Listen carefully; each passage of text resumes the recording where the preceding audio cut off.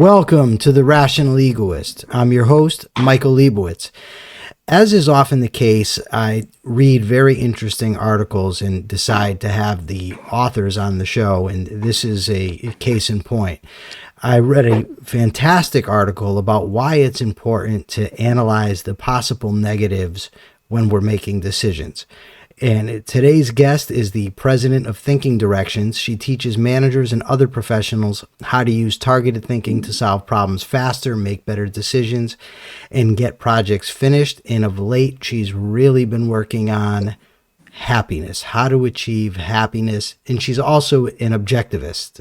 Jean Moroney, welcome back to the show. Thank you, Michael. I appreciate your asking me on. So when you talk about analyzing negatives, what does it mean and why is it important to do so? Yes. Well, this does come up in the context of happiness because oftentimes people get confused and they think, well, if I want to be happy, then, negative emotions or negative judgments or self-criticism or, all these negative things. Oh, we shouldn't have those. That gets in the way of being happy. And that's a mistaken understanding of happiness and also of the role of negative affect. So the reason it comes up is that any emotion you have, positive or negative, is a lead to values that have been stored by you based on your past action and your past successes and your past, your past pleasure. And when you're feeling desire, it's because you've got an opportunity to go get one of those values. When you're feeling aversion, it's because there's something that would be against those values. And so you need to analyze the negatives because you need to know what are the values that this is against. You actually need to know what are the positives that are implied by the negatives. Otherwise, you can't figure out what in fact is in your rational self-interest. Why is it that we tend to exaggerate negatives, to blow them out of proportion? Well, so this gets to the reason why it's so important to talk about this, is that I think the thing that makes something negative or the thing that makes it exaggerated or why they're so ubiquitous is that threat-oriented emotions are a little easier to trigger and a little bit stronger than value-oriented emotions. So we're talking with a threat-oriented emotion, we're talking anger, fear, guilt, frustration. Those are some of the big ones. Despair, these are the big threat-oriented emotions. And if you think about it, the way that it was explained to me, which makes a lot of sense, if you think about it, if you're an animal, so take a mammal, doesn't have the conceptual level, but does have emotions, right? If the animal, most of the time, if it's adapted to its niche, it's going to be running around, finding food, playing with its friends, mating, it's going to be pursuing values most of the time.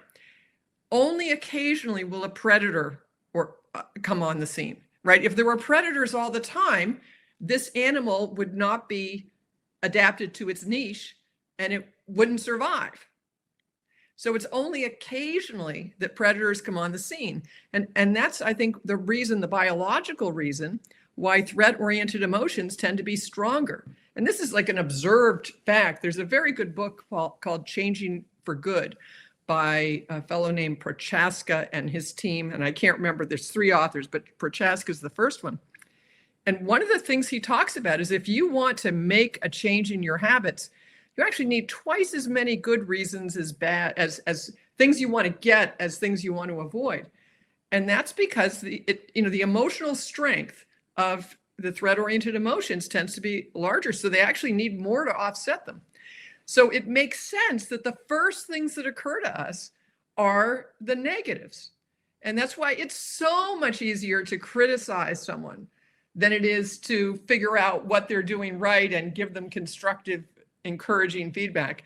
It's so much easier to notice what you don't have than what you do have. It takes a special process to focus on the values. And as humans, we really need to do that. So, emotions have a different role in a human life than they do in an animal life. So When I think of negatives, and you can tell me if this fits with what you're talking about, I think of both internal and external negatives, right? The negatives that are involved in my value structure, in my emotions, the possible negative emotional consequences that can result from a decision. But then there's also the potential negatives that are external, like I could lose a job or lose a friend, or my car could break down, whatever. So it's important to sort of analyze both. And when you talked about the threat oriented emotions, to me, it's so important to pay attention to those emotions, and really to all of them, because it reminds me of when I first started studying economics and I learned that prices were signals, right, about what has value in the market. And I think of values, my personal values, as internal price signals. The emotions, I mean, are internal signals telling me what I value.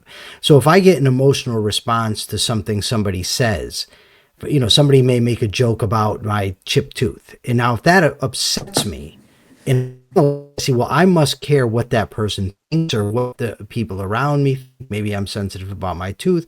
Well, by paying attention to these emotions, I can learn things about myself I wouldn't otherwise learn. And the only way to actually change things is to know what to change. So before I get to the sort of the existential stuff, the external stuff, would that be an accurate portrayal of how you're discussing this situation or this dynamic? It's very close to my point of view. It's not exactly my point of view. And the reason I say it's not exactly is that you can't assume that emotions are definitely leads to your values. In the sense, you can't assume that they actually reflect what's good for you or the truth or anything like that, because emotions are based on the conceptual content that you've stored. And if you have mistaken conceptual content, the emotions will be distorted by that mistaken conceptual content. You gave an example there, right? That you're worried about what people think. If someone gives you a hard time about a chipped tooth and you get upset by it, it's like, oh, I care what this person thinks. Now that, in the big scheme of things, if someone thinks it's a big problem that you have a chipped tooth, if you look at that completely logically, you're just like, okay, that's his problem. That's not my problem, right? Okay, I need to get my tooth fixed, but so what, right? It's a trivial issue. It's not something for him to get upset. So if you get upset about it, you actually know that things are a little misorganized in your conceptual data banks.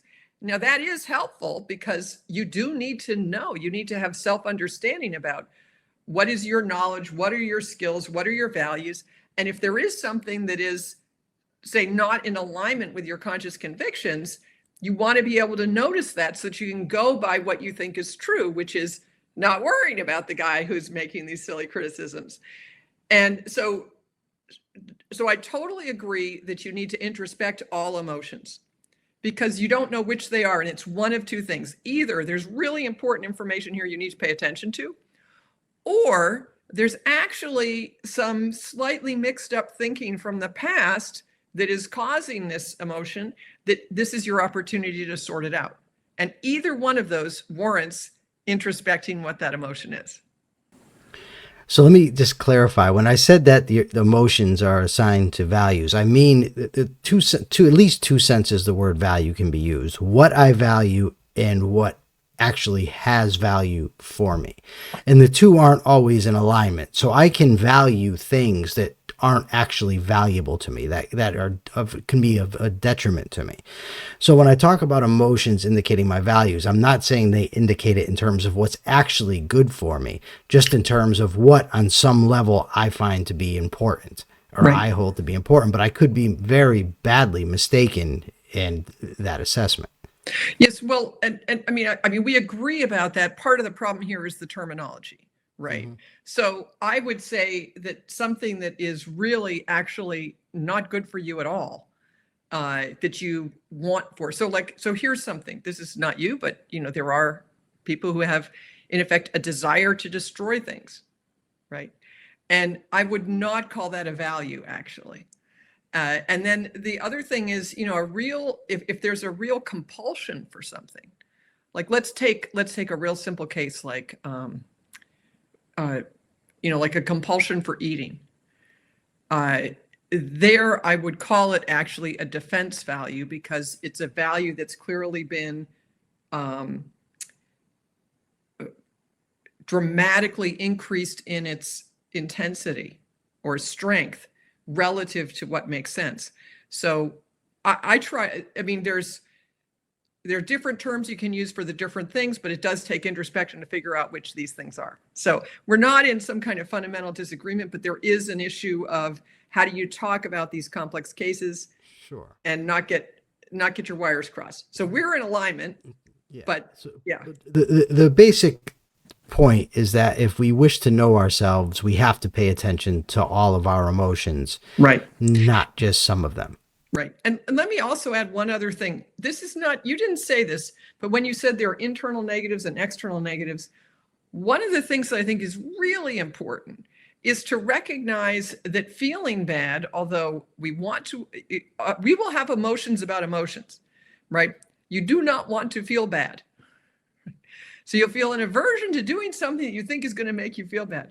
But that kind of emotion, that's an emotion about a predicted emotion, those are particularly problematical because they're like 2 steps removed from reality and 2 steps removed from what actually matters. You're just based on your previous experiences. You're having an emotion about how it came out last time, which, you may be in a completely different place. This happens for people that they had a bad experience in the past. And then they keep fearing that experience, even though they come out now, they say they were a kid and now they're an adult with a lot of skills. And it doesn't have to be the same thing. And yet they still have that emotional reaction. So when we talk about internal negatives, if what you actually fear is what you're going to feel, that in particular is something you need to introspect and really challenge, because feeling things is not a problem. It's true. It's uncomfortable, but it's actually having, injuries that's a problem, or losing your job and actually being in an existential situation where you need to go find a way to, take care of yourself.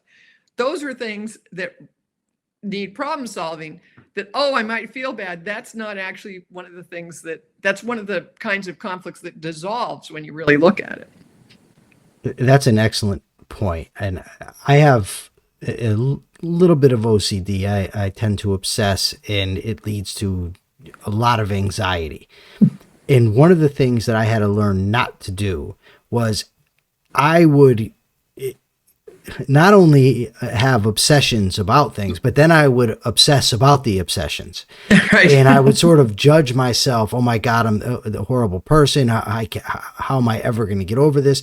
And what that would do, it's like a feedback loop. Yes. Where it makes matters worse. Yes. It just causes the anxiety rise and the stress to grow. And only by stopping that sort of second order emotional and judgmental process was I able to really see things for what they were and get kind of a grip on it. The obsessions and anxiety aren't gone entirely, but I no longer spend my time thinking about what a flawed person I am for having them. I just recognize that they're not necessarily reflective of reality. Right. And I don't have to act, and they will eventually go away. Right. That you are, because you recognize that you've learned, you have some self-understanding. You recognize when that's happening, you say, okay, I need to do an extra double check on this to figure out what is in fact in my interest here. Yes, exactly. So go to the external or existential negatives. Now you teach decision making. Mm-hmm. So I want you to both explain it in terms of principle, concretize it with an example. It doesn't have to be something that actually happened, but just a practical example. If you were advising somebody about the decision-making process and they have a project, why and is it important for them to recognize the potential negatives, and how do you get them to understand that and to see it? Okay, so let's just work through a decision. Do you have a decision that would be interesting to talk about, or you want me to just give a generic example? Right. I'll give a real example. I'm flying to San Diego next week. Okay. I've never flown before. Wow. Yeah. So I'm not scared of flying in the sense that I think the plane's going to crash or anything like that. I'm perfectly fine with it. I do have a fear, given my obsessiveness and proneness to anxiety and panic attacks, that I would get a panic attack, a mile in the sky on a very long flight, and it would be a very, very unpleasant experience. So there's a part of me that wants to take a slight tranquilizer before I get on it to calm my nerves. Okay. But for one, I might sleep through the process. For two, I don't like to do that. I don't like to use things to escape. I like to face things. So there's negatives on both sides to whichever decision I make. Right. Okay. So what I recommend in any decision, actually, is that you systematically go through, in effect, the pros and cons for both sides, but start with the cons, because the cons are easier. In fact, almost everything that came out of your mouth there was a con for each side, yes. Right? And start with those, and then understand what their threats, basically their threats on both sides. So then we're going to understand what are the values, and the value is usually for the other option, right? Not always. It's sometimes actually quite clarifying. You want to just do this process? Let's see. I could put up a little whiteboard here and we could just do this process. How's that? How about that? Sounds great. Okay. Of course, this means I have to, I redid my office recently. This means I need to find a marker. 1 second here. It's okay. I get some free coaching. This is awesome. Okay, great. Sorry about this, but this did not occur to me that I should have this ready. Good, but I found my whole bag of these, so we are good to go. Let's see.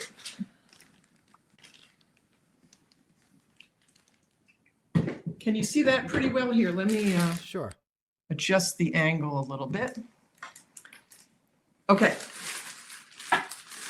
So we've really got two choices here. And so this is let's get a better one.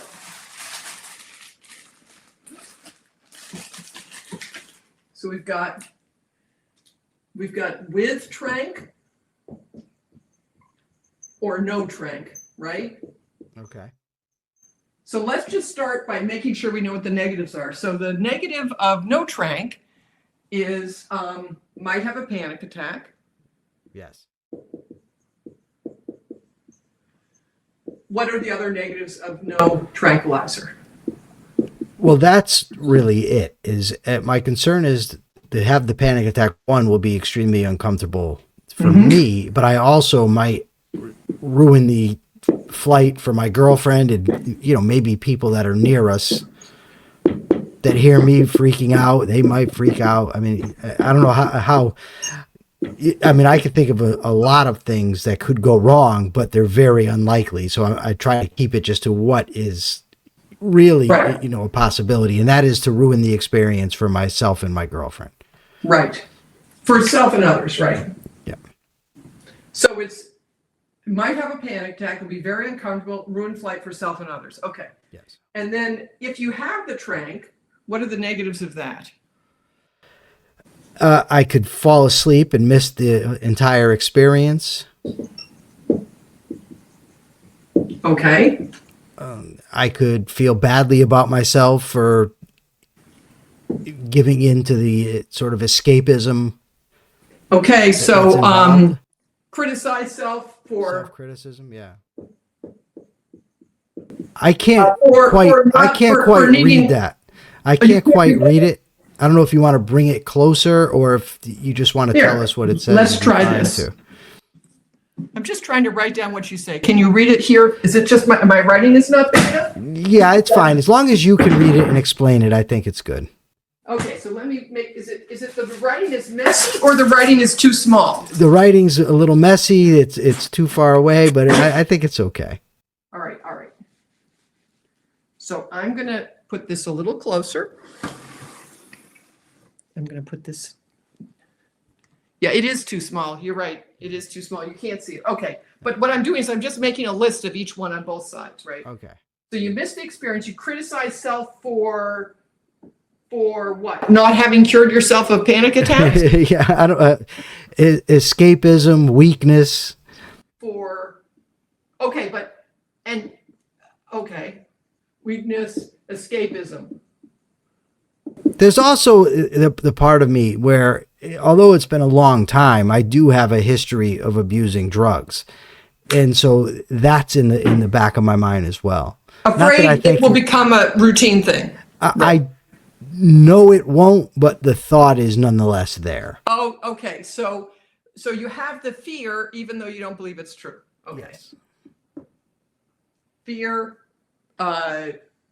will get addicted. Okay. Yes. Yes, I see. Okay. Okay. So some of these are more reasonable than other ones, right? That's totally fine. What you do in the first step is you just do a core dump on the things that you're concerned about. And this is really using the emotional reactions you're having to get into all the things that might be concerns. What we're going to do now is we're going to look at every one of these and see if this can be mitigated at all. If it can be mitigated, then it can be a non-issue, right? Okay. Yep. And if it can be mitigated, we might actually change what the option is. But then we're also, once we're done, if we can't mitigate it, we're going to see in terms of, well, what's the value that you would get with the other option that contrasts with this? You'll see it. So like you'd miss the experience. Because you may fall asleep, right? And this probably is true, right? If you're tranquilized, you're just not going to be that aware. Yeah. Right. So I don't think that there's anything we can do to make that be different. No. What about criticize self for weakness and escapism? Is there anything you can do to mitigate that? Yes. There's an interesting thing happening inside my head right now as we're after you wrote those down. I realized, and I don't know, maybe this is jumping too far ahead, but that the worst outcome of not tanking the trank is that I'll experience discomfort for a few hours. And I've experienced a lot of discomfort in my life, and I come to realize that the more I face it, the better off I am. So the less inclined I am as of this moment to actually take the trank. So you are jumping ahead, but let's put this down because we're going to go to positives here. So a positive here is you learn from dealing with the unpleasantness. Yes. Right?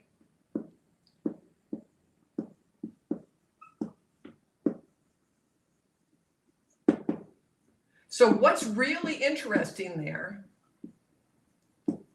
is actually a negative of with the tranquilizer is that you don't get that learning experience. Yes. That the experience that you actually are most interested in, it sounds like, is learning from dealing with the unpleasantness, not being on a plane, which I can assure you is actually kind of boring.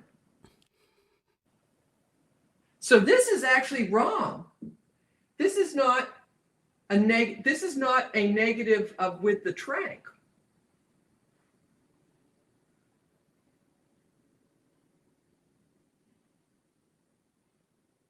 Oh no, it is right. Well, you did. I misunderstood. Right, you do. This is the negative here would be missing the experience. So the positive here is you would learn from dealing with the unpleasantness. Yes. If you had the experience, you would learn from dealing with the unpleasantness, and this is a good thing. Okay. So basically this negative has been turned into a positive for this side. Okay. Okay. Makes sense. And you see, and you saw that just from writing down the negative. The deliberate process of figuring out, well, what's the benefit of having the experience helps you actually see what would be the positive put here and helps you get that insight. And what also helped me was in seeing the sort of judgments of myself for my emotions, which is what I just got done telling you I've learned not to do. Not to do. But I realized in a new situation that the habit can come back. But whenever I judge myself, I try to see, are these judgments So is it actually indicative of escapism and weakness to take Right. a trank? And in a sense it is, because the panic attack is not so extreme that I can't survive it, right? If I start screaming on the plane, I'm just going to be comfortable. Okay. That's the worst case scenario is I'm very uncomfortable for a few hours. So in a sense, while I wouldn't judge myself too hard, very comfortable by definition is, and most people don't want to have unpleasant experiences, but there is some truth to the judgment about escapism. Okay, and this is something that can be totally mitigated by doing introspection and self-care, right? If you decide that you want to take the trank, you can also say, and I'm going to do this without criticism. I'm going to do this with my eyes open, and I'm going to do it without criticizing myself. Right. I can say, like, I once had a kind of an argument with a psychiatrist. And at the time, I thought she was right, because I was having wicked panic attacks and I was in prison and it was really bad. Mm-hmm. And I told her, listen, can you please give me, this is going to get a little in the weeds maybe for some of the people watching, but there's fast acting tranks like, say, a Xanax or Valium that would knock a panic attack out. Mm-hmm. There's also long-term things like Prozac or Paxil or Zoloft that take weeks before they start to work. And so what the psychiatrist, or she was actually a psychiatric nurse, said to me was, you wanting the fast-acting tranquilizer is just indicative of your addictive behavior that you've engaged in your whole life. And at the time, I thought she was right. But later on, I thought about it and I said, is it really addiction to want that level of discomfort gone? Like, would I say somebody who has a headache that takes a Motrin to get rid of the headache, are they engaging in addictive behavior? And I said, no, she's judging me based on a different standard than what she would judge everybody else and just saying, well, this is addiction. But it really wasn't. I just wanted the panic attacks to go away. And while I would rather face it, I do think that there's, to say that it's a weakness or that I'm just engaging in escapism, I don't know if I'm going back and forth inside my head as we do this, because it could be so extreme that why would anybody want to tolerate it? Right. So this is interesting. So two things. So one is, this can be completely mitigated if you take the trank and do proper reorientation of self-critical thoughts. Yes. Right. Because if you make a conscious decision to use the tranquilizer, you'll have decided this is the thing that's in my rational self-interest. At the end of this process, that's what you're going to have. And so then it will be also proper for you to do the introspective work to remind yourself that this is rational. Right. So you would do the trank and do, shall we call it self-care or introspective self-care? Would that be a good way to call it? Okay. Okay, so we've actually eliminated this. We've actually eliminated this as a negative. You're not going to, it's a different option. It's taking the trank and coming prepared to do the introspective self-care. So criticizing yourself for being weak is actually not going to be part of that option. Okay. Okay, now we need to say, are there any negatives of having to put in the introspective self-care? Well, I guess the disutility of labor, that and any it takes effort. Yeah. Takes extra effort.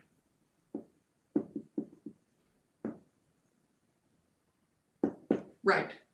Now, of course, is this a benefit for no trank? Actually, you have to do the self-care with no trank also.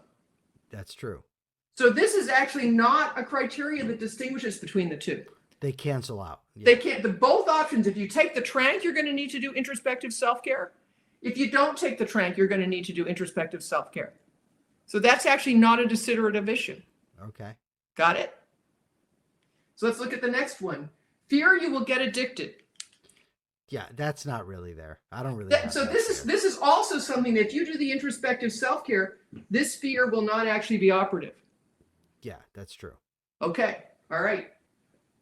So then now looks over here. Now, if you don't have any trank, there is a chance you will have a panic attack. Yes. Right? I mean, this is real, right? Absolutely. And it's also, and if you have it, it could be, right. So let's actually make sure that we see the best. So, and have you decided that this is a showstopper or not a showstopper? That you could have the panic attack and you could handle it. Do you believe that? Yes, I do. As uncomfortable as they are, it's just it could be an extreme level of discomfort. But I mean, I've had hundreds of panic attacks in my life. I've lived through every one of them. I know what's happening, and I usually can talk myself out of it. Recently, I had a panic attack that I was unable to talk myself out of it. I was at an amusement park here.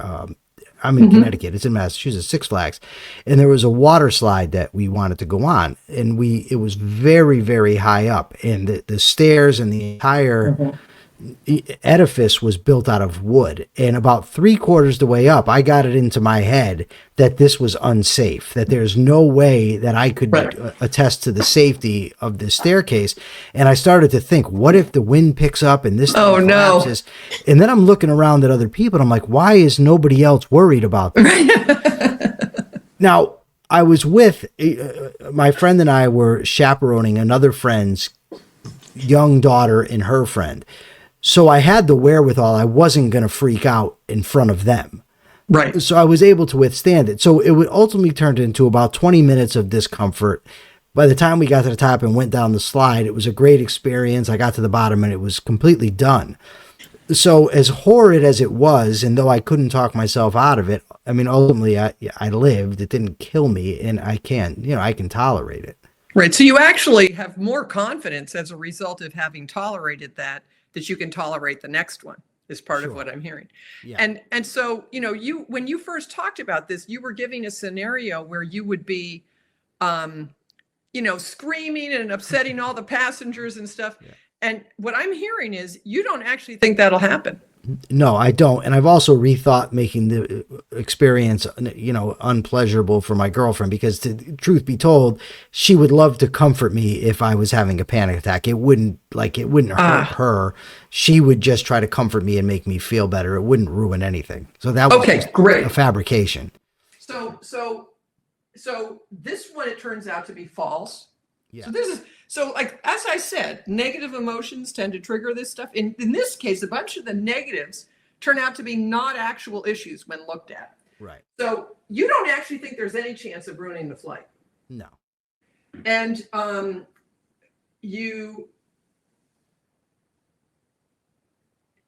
do you think that there's any effect on either one of these? Like, so ruin the flight for others. Is there anything that would be different for your girlfriend if you take the trank or don't take the trank? Is there anything that distinguishes that? Well, she wouldn't have me to talk to if I fell asleep on the plane. So with the trank, so you see, this is a new negative. I'm just going to make this over here, right? With the trank, girlfriend is bored. Yeah. You got this? Girlfriend bored. Because you'll probably fall asleep. So a benefit of no trank is girlfriend has a better flight. Yes.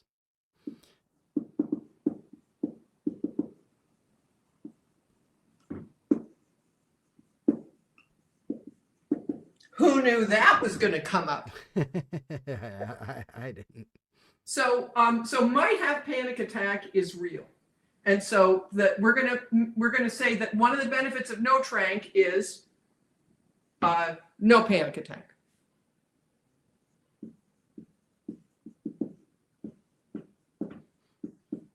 So it's more pleasant.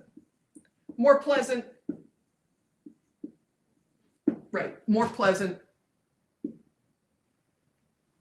Right. Okay. Wow. Another negative just occurred to me from taking the trank is that it's a 3-hour time difference. So there's going to be jet lag anyway. And if I'm foggy from taking a tranquilizer, it would make me more uncomfortable when we got there. Worse jet lag Is that what I'm hearing? I would, yeah, that's a good way to put it. So then, and benefit here is less jet lag. Yes. So we've dealt with this. We've dealt with this. Panic attack, we've put, the benefit is no panic attack. More pleasant. We've dealt with very uncomfortable. We've dealt with this. So are there any other benefits of taking the trank? I think the trank is easier. Would you agree with that? Yeah, for sure. Yeah. Any other benefits of taking the trank? No, I don't think so. I think there's an additional negative, though, in that it kind of dulls the experience. It not only will dull the negatives, but it would dull any potential positives as well. Right. Don't get the excitement of so a positive over here. We can put that right over here.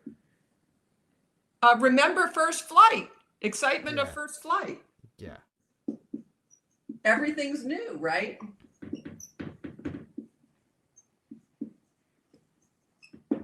Okay. So I think we've dealt with all the negatives, and we've now, is there any other positive of not taking a trank? I don't know if we've already put it, but there would definitely be an increased self-confidence. Yeah, so there's pride. I'm going to just put pride. Is that okay? Sure. I'm reminded, Emerson, I believe, had a saying that when we resist temptation, we gain the strength of the temptation. And I think that that's largely true. You gain a greater sense of self-esteem, self-efficacy, confidence. Self-efficacy, Yeah. right. Pride / self-efficacy. Yes, self-efficacy. Right. Okay, great. So I'm curious whether this looks like a no-brainer at this point. For right now, yes. The decision is definitely don't take it. Now, let me just say that the morning of the flight, if that panic really starts to kick in, then the calculus might change. Right. But as of right now, it seems like a no-brainer. Yeah, that not to take it. There's really no reason to. Okay, and the point here partly is that you have a plan, right? You have a plan for how you would deal with the panic attack. Yeah. And now, the other thing I'm going to mention, because I think one of the other things that can happen with this is you can see third alternatives, like the with tranquilizer plus do the introspective self-care, actually change that option. That was an option you weren't considering at the beginning. Yeah. But you could also have no trank, but keep one in your pocket. Yes. Right. So if you decide you could actually have a discussion with your girlfriend about what conditions you guys would decide maybe it would be worth it for you to have a trank. Yeah, right. That and the I know from a lot of life experience that just having it tends to calm me. Knowing that it would be an option would calm me. Right. So you could change this option to be no trank plus have one, and she could have it in the pocket, so you won't be tempted. But if you two agree, she could give it to you to use or whatever, or use a smaller dosage, because that's also a possibility, right? Absolutely. Yeah. I mean, I take Valium about once a year, and a quarter of a pill is plenty. I mean, really, you don't need a whole Valium, right? So the point there, you asked, what's the decision process? That is the decision process. You start by you need to get all of the data out, and you do that by noticing everything that's going through your mind about the decision. And you start out by just putting them down. Usually you wind up putting the negatives first. At some point you need to ask yourself, what are the positives? And then you process, and you particularly process the negatives. And the reason you're processing the negatives is you need to get the currency in the same unit, right? You can compare positives with positives. There were all these positives for not taking the pill, and just one or two small positives for taking it. Those two things you can compare and say, oh, wow, there are a hell of a lot more positives for not taking it. But when you've got a mixture of positives and negatives, you can't tell, first of all. And if you just do it by negatives, you will get the thing that is the least bad option. Like, we could do this whole analysis, and if we looked for the least bad option, it probably would be the most conservative, the one that's got the least risk, which probably would be taking the tranquilizer. And that is, I mean, I don't know for sure if it would come out that way, but it can come out differently, whether you look for the biggest positive or for the least negative. And this is, Ayn Rand talks about this in her article on Rawls' theory of justice. Rawls thinks that the standard should be maximize the worst case. So the worst case is as good as it can be. And she says, no, maximize the best case. Make the best case the best it could be and go for that and then fight for your values. And this is something actually, one of my mentors is Brooke Castillo. And she likes to say when people are not sure like whether they should start a business or, keep working or whatever, she says, well, if you're looking at these two opportunities, the simple way, this is like her simplified version of this process that I just mentioned, is to look and say, well, if it worked out the best possible, which one of these would be better? And I think that that's the case for yours. If you actually take the flight without the Valium or whatever and deal with whatever you have, that's like the best possible outcome. And so that's another way that you can pick, in effect, what is going to be, what's going to get you the most possible values. And then you fight to make that happen. So that's fight, meaning, I don't mean, fight with this. I mean that you actually do the values work. So like you remind yourself, okay, I can handle this panic attack. You said maybe you'll be panicky in the morning. Okay, you're going to remind yourself, I can handle this. I handled it at the Six Flags. I can handle it here. If I start becoming a problem for the plain people, my girlfriend will give me the pill. No problem. This is something I want to do out of my own pride. You'll actually remind yourself of all these reasons. And this is really fighting for your values by having identified all of the great things you get from doing this. As you're taking the action, you can actually self-awaredly be gaining and keeping those values. And you'll actually be earning pride with every step you take to the airport and every feeling you have. You'll actually be able to get that celebration and payoff as you go. And that's the way to make a decision that you can get the most out of and that is going to strengthen values for sure.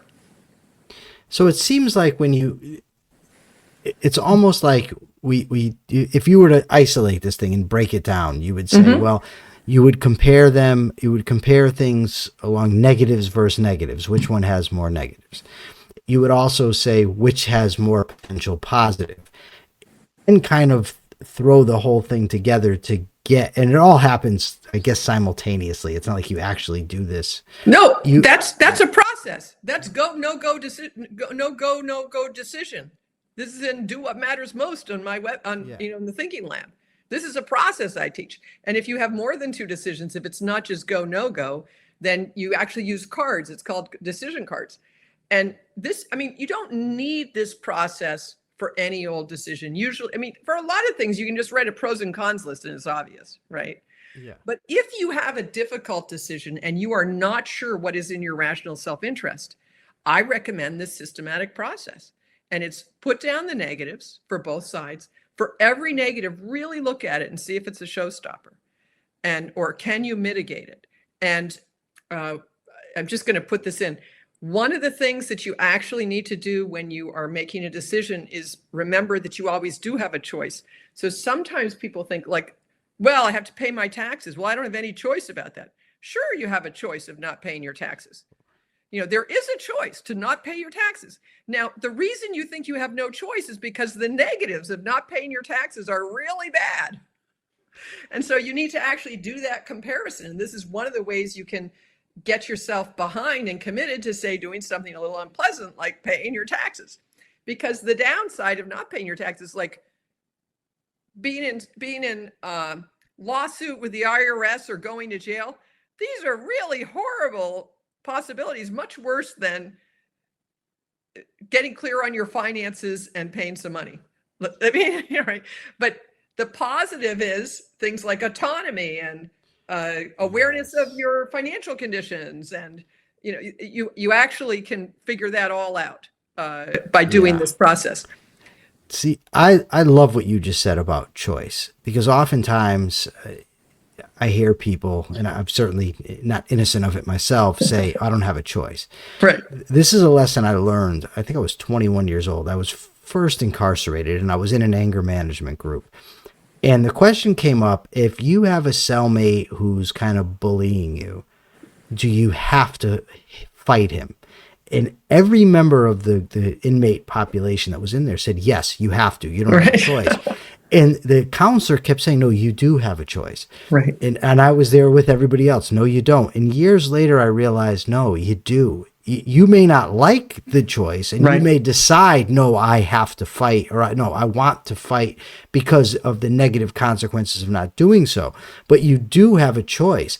And the whole point in identifying that I have a choice is for what you said. It's autonomy. It's agency. Yes. Right. You know, can decide. I don't have to pay my taxes. I may not like the consequences of not doing so, so I choose to pay them, but it's still me that's making the choice. It's not an entity compelling me to make the choice. Right. This is very important because it's not, happiness does not require that the environment be all set up for you to be just living in the Garden of Eden and everything's wonderful. Oh, yeah. No, I mean, there are real issues out in the world, which gets to the other thing you want to say. There are real issues out in the world. And happiness is achieved by navigating within those, figuring out ways to get your values given the constraints that are out of your control. And like whether or not you can live freely in your country without paying taxes is not under your control, right? I mean, that's what it means to have a government and have law. If you violate the laws, you can get put in jail or, fined or whatever it is. So what you need to do to be happy is to see how to navigate your environment in a way that gains the most values for you, creates the most joy, pride, and confidence for you. That's what makes you happy. And it's by figuring out how to get your values in this circumstance and choosing values that you can get, and then getting your head around figuring out how you're going to do that, and then taking the action. Okay. So before I let you go, I have to ask, all of this requires that we look inside ourselves, that we introspect. But not everybody knows how to do that. It's a skill. What would you recommend? What are some of the fundamental principles of effective introspection? Well, the thing that I recommend first is the just try method, which is start trying to name what it is that you're feeling. Try to put words on it. Really, introspection, to me, the full set of introspection is 3 questions. What do I feel? Why do I feel it? What's the deep rational value at stake? Now, the first 2 questions Ayn Rand talks about. Now, what do I feel? You just need names for emotions. Is it okay if I plug something on my site? Of course. Okay. So if you go to my site, you'll one of these annoying pop-up boxes will come up. The site is thinkingdirections.com. And this pop-up box will come up for the Thinking Directions Starter Kit. And one of the things in there is an introduction to emotions. I think it's called Emotions and Values 101. It's one of the pieces that's of the Thinking Directions Starter Kit. And there's a list of emotions there. Learn a list of basic emotions. That makes it way easier to put words on what you're feeling. It's like you need words for this. And so that's like one thing, like learn the words and learn the difference between, like, I feel anger, or I feel frustrated, or I feel proud, or I feel confident. Those are all feeling words, or emotion words, actually. Or overload, that's a feeling word, not an emotion. I make that distinction elsewhere. As opposed to, I feel insulted, right? The difference is anger is talking about your internal state. Insulted is saying that person did something, and as a result, I feel something. The thing you feel is anger. The insult is actually your interpretation of what happened out there in the world. And you need to separate out how you feel from the interpretation of the world that led to you feeling that way.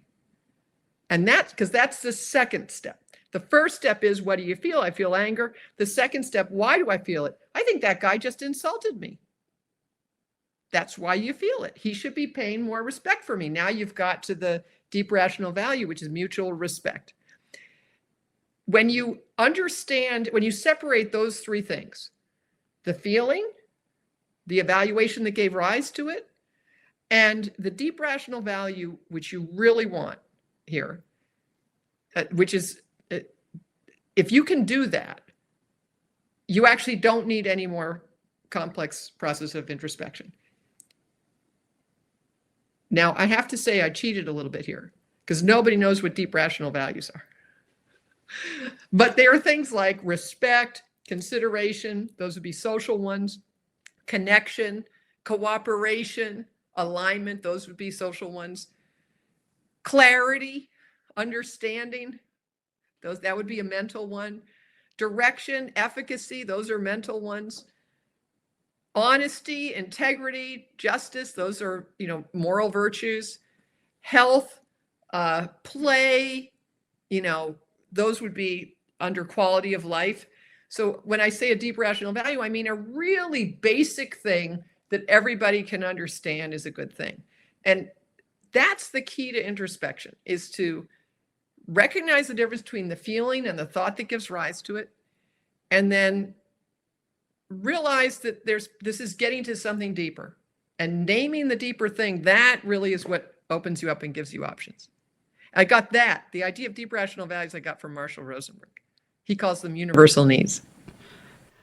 I would just add to it honesty.